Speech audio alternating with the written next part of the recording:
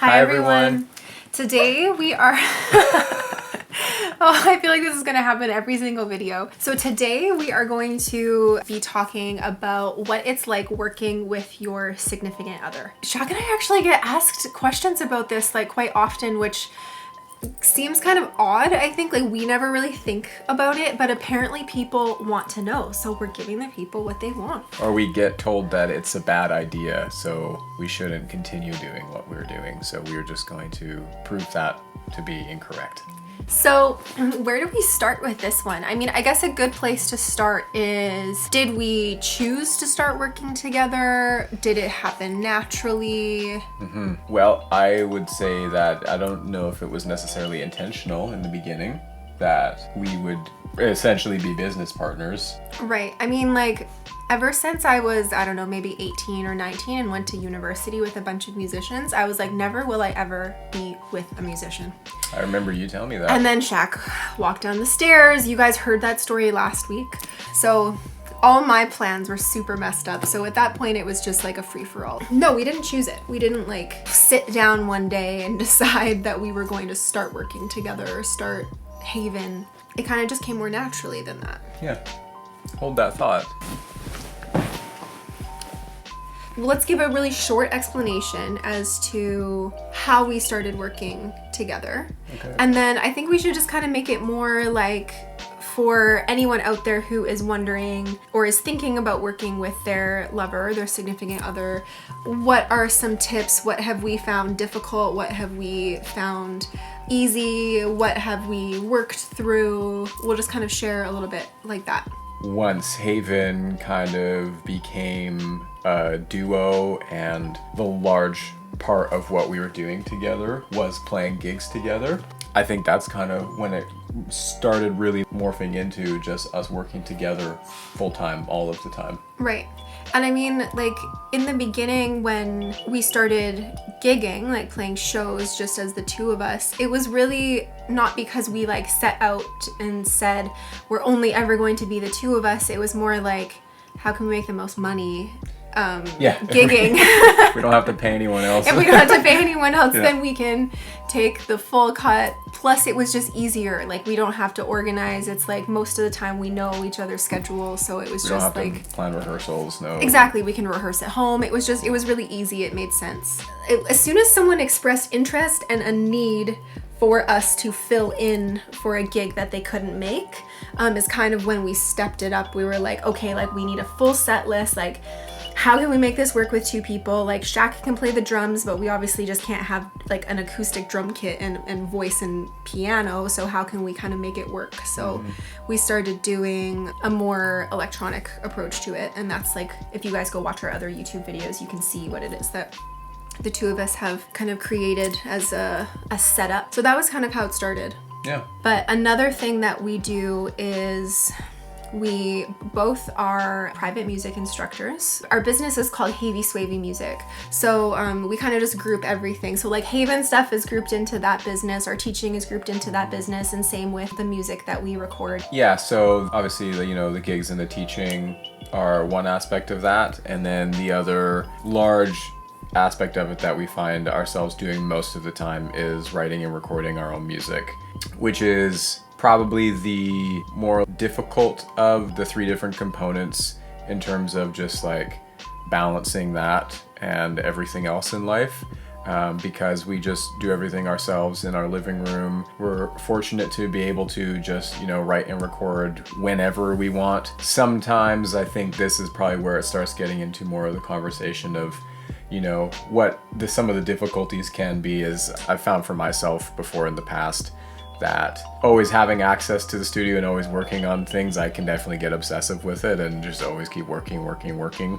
Definitely need to find time for the not work aspect of our relationship and being with each other and spending time with each other. It can definitely be a bit of a balancing act between like, okay, now is work time and now is just, hang out with each other time. Sometimes the lines can get a little blurred, which isn't necessarily a bad thing because even when we're working together, we're still spending time together. But I think it's also important to make sure that you schedule in just you time that you can, you know, spend with the other person. Yeah, and then also just as important to schedule in work time. And I think that this is something that Shaq and I maybe don't do as often as we feel like we should or would like to. I don't even know, like, I'm quite happy with the balance that we've achieved. I mean, I think that, like, I'm more of the lazy one. No, I'm not lazy as a bad thing, but just I would rather cook and cuddle and go outside and whatever instead of sit at the computer for hours working on our music, whereas like Shaq is more like he would rather sit at the computer for hours and not do the, you know, chilling. Sometimes it's not even that it's not that I don't want to do it, it's just that I'm capable of sitting for very long periods of time. And I am not. Yeah, so that's where I think sometimes the difficulties can get is where I'm just work, and then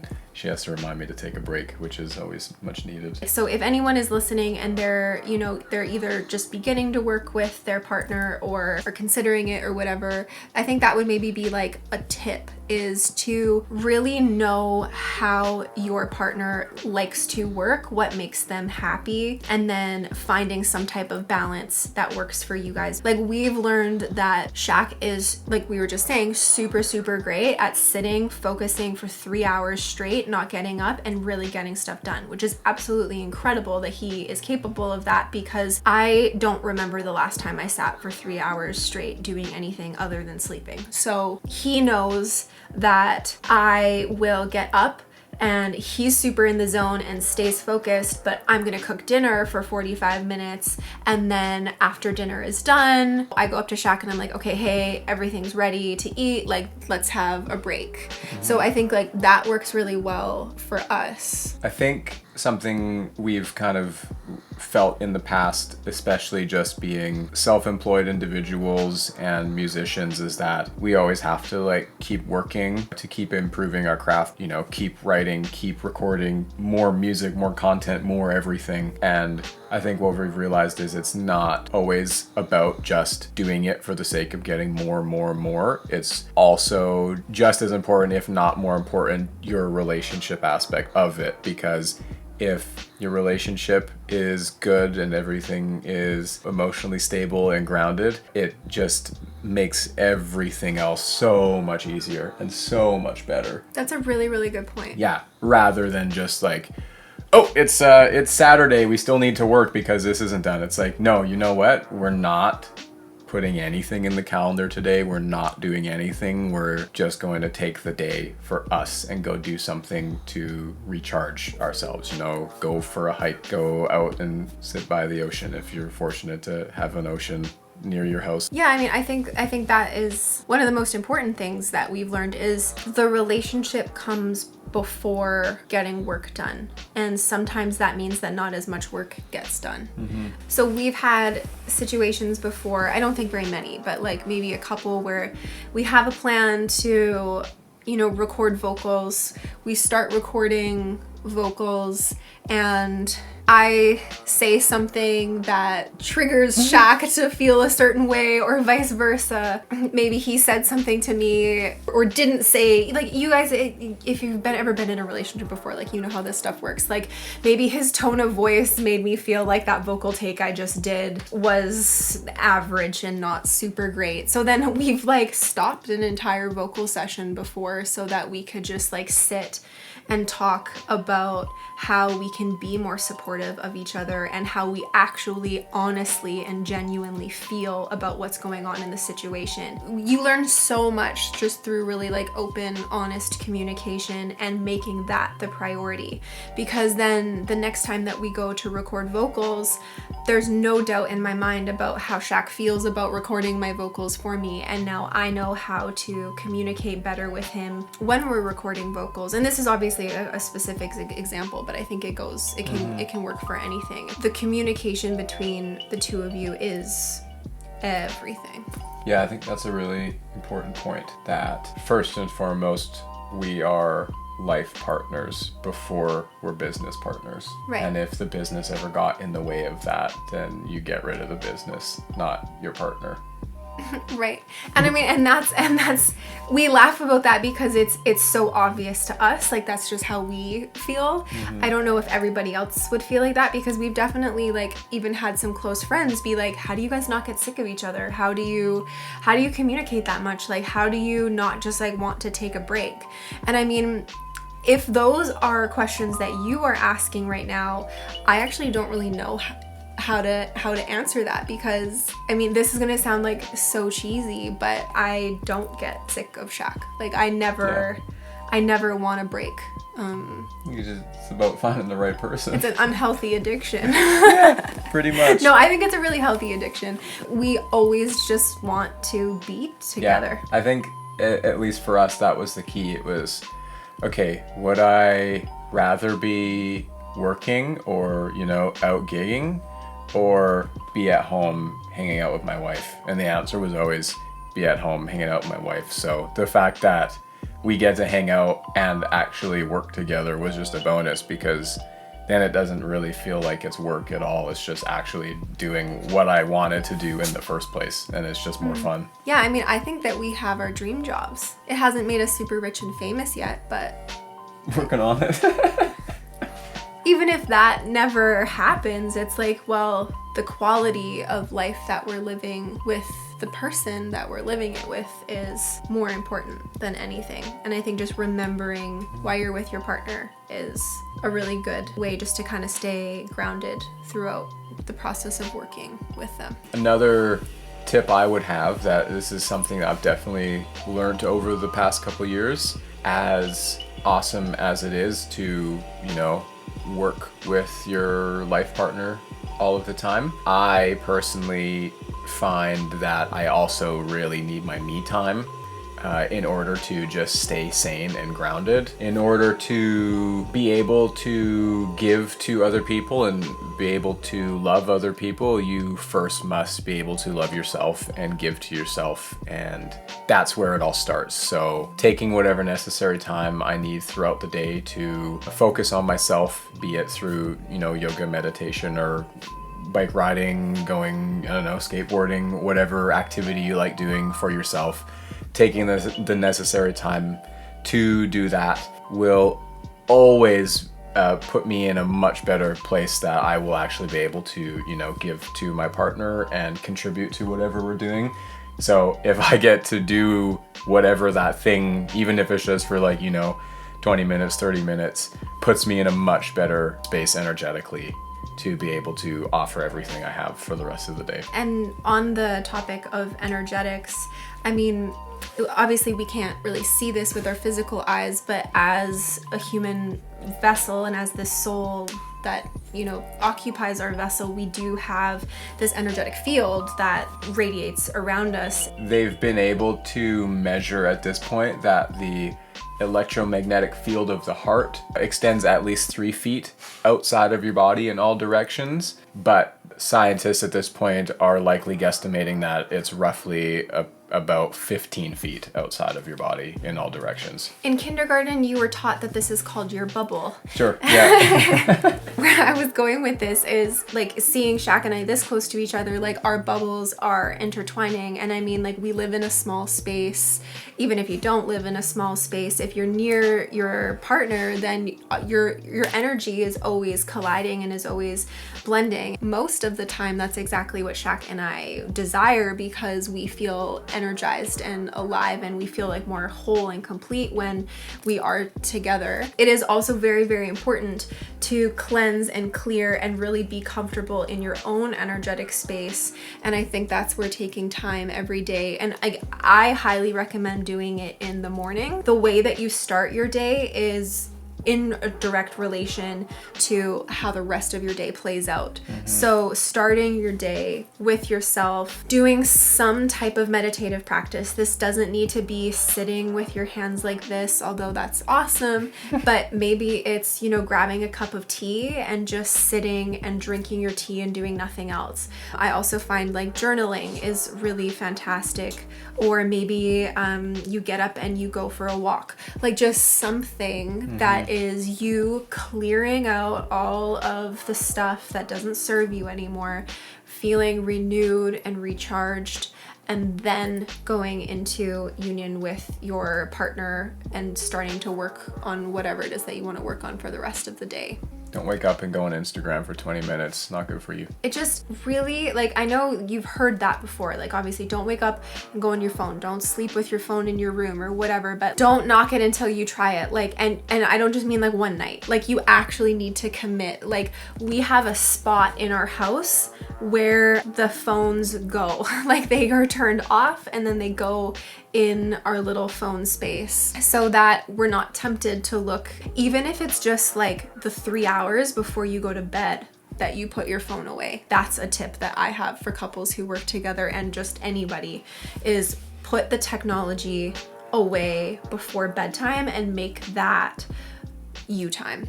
If there's no other time throughout the day that you can do that. On the note of your morning setting the tone for the entire day, one practice that we enjoy doing, especially just being business partners, is usually after breakfast sometime we'll sit down together and pretty much just make a to-do list of all of the things we want to get done that day, or perhaps that entire week. So we both have a clear idea of what exactly needs to get done, who's going to do what, you know, how we can use our time efficiently to get everything done as quickly as possible. Like, maybe approximately every 3 months, we will hold a business meeting. Like, we'll be like, okay, it's the meeting time. And then we sit and we make goals for the next 3 months, or use whatever time works for you. It might be 6 months, it might be 1 month, however you want to do it. We find that works really well for us too. So then we have a long list of big things that we want to accomplish over 90 days. And then we touch base with each other every day as to what we can do to make those tasks happen. Another cool practice that you could try is right before you go to bed, or sometime before sleep time, you can both come together and just share some of your emotions or your experiences throughout the day and how they made you feel. This one might like get some eye rolls. I saw like eyes rolling. Being in a partnership with somebody is about being vulnerable, and there's really no escaping that. Like, it's either you are vulnerable and you are open and you can communicate, or you're not. So even if you don't work with your partner, this is a really cool thing to try, or to just incorporate into your daily routine. So at bedtime, and you can do this wherever, do it on the couch, do it in bed, like whatever the situation is, just kind of touch base. Be like, hey, like, how was your day, and what are the things that came up for you today? So now you both have this deeper awareness of how the other one feels, and I just find it's a really great way to support the other person. One last tip is so simple, and it's really just being your partner's biggest fan. Being their biggest fan, being their biggest cheerleader, helping them out in any way that you can, always loving them, always supporting them. And not having expectations, I think, is really important too. Absolutely. To use an old sports analogy from my childhood, they always used to tell us that your team is only as strong as your weakest player. Obviously not a giant team. Yeah, don't be like, you're the weakest link. Yeah, exactly.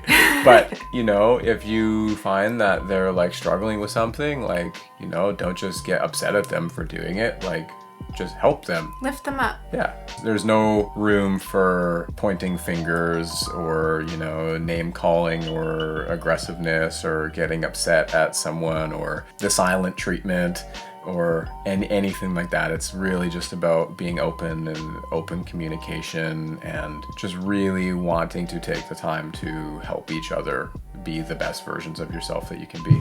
And everything that we've talked about today, obviously it was kind of specific to working with your partner because that's our experience. But I really do think that regardless if you work with your partner or not, everything that we've suggested and everything that we've shared is just things that we've learned from years of being together and being a conscious couple that like chooses every single day to enrich each other's lives and to be present and choosing to be in a relationship. really. Yeah, it definitely takes work to be in a relationship. It's not just something you can just be in and don't have to do anything about it. Like, it obviously takes effort, but if you love the person that you're with and you really want to put in the work to be in a relationship, it's the best thing ever. It's so rewarding. That was nice, babe. Thanks.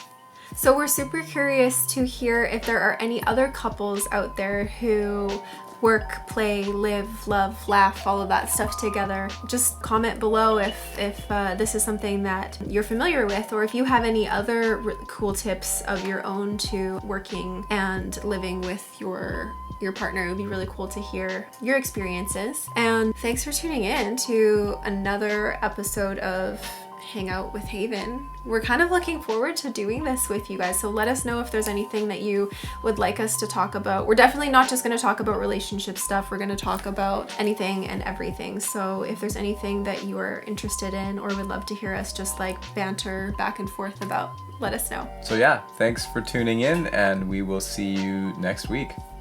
Peace and love. Peace. Cut.